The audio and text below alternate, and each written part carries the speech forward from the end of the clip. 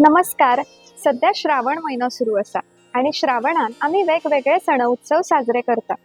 त्या सणांपैकीच एक म्हणजे नारळी पौर्णिमा किंवा श्रावणी पौर्णिमा, जेका आम्ही गोंयकार सुताची पुनव असे म्हणतात.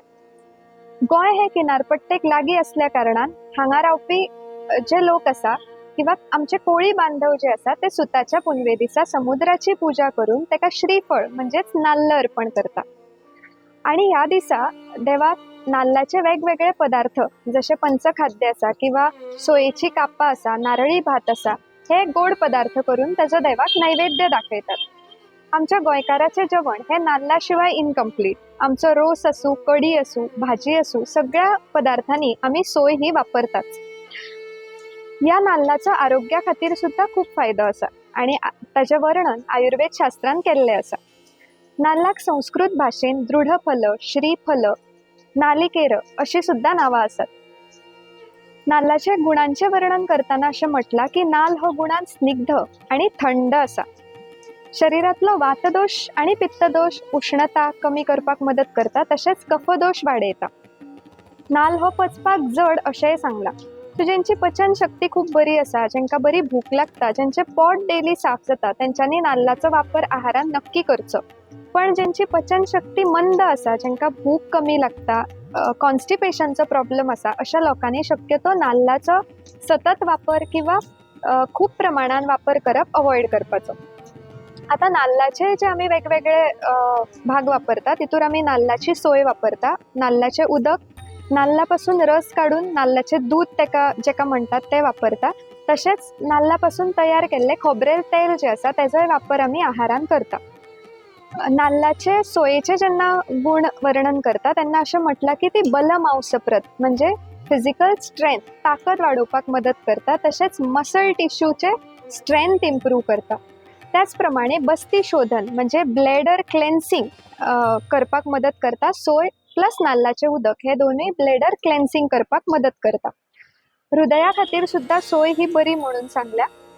त्याच प्रमाणे नाल्लाचे जे उदक असा ते सुद्धा गुणान थंड असा आणि तर्पण करता. तर्पण म्हणजे नरिशमेंट दिता किंवा रिफ्रेशिंग अशी त्याची क्वालिटी असा.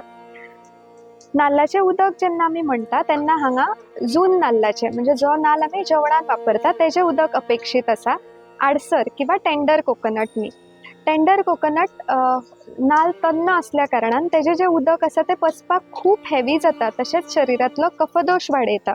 सो जेंका खूप परत परत थंडी जाता किंवा कफ वाडपाची ज्यांच्या बॉडीची टेंडन्सी असा त्यांच्यानी शक्यतो आडसराचे उदक रेग्युलर युजान किंवा अति प्रमाणात वापरप टाळप.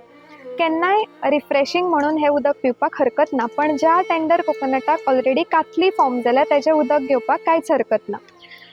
खोबरेल तेल हे प्रत्येक गोंयकाराच्या घरान असता. खोबरेल तेलाचा वापर आम्ही आहारान करतात, तसेच एक्सटर्नल म्हणजे हेड मसाज करपाक किंवा बॉडी मसाज करपाक सुद्धा वापरतात. सगळी जी तेलां आसा ती गुणान उष्ण सांगलेली असा, पण खोबरेल तेल हे एकूच अशें तेल असा जे गुणान थंड असा. सो मार्च, एप्रिल, मे तसेच ऑक्टोबर म्हयन्यात जेन्ना वातावरणातली उष्णता हीट वाडलेली असता त्या टायमार खोबरेल तेल बॉडी मसाजाक नक्कीच वापरचे.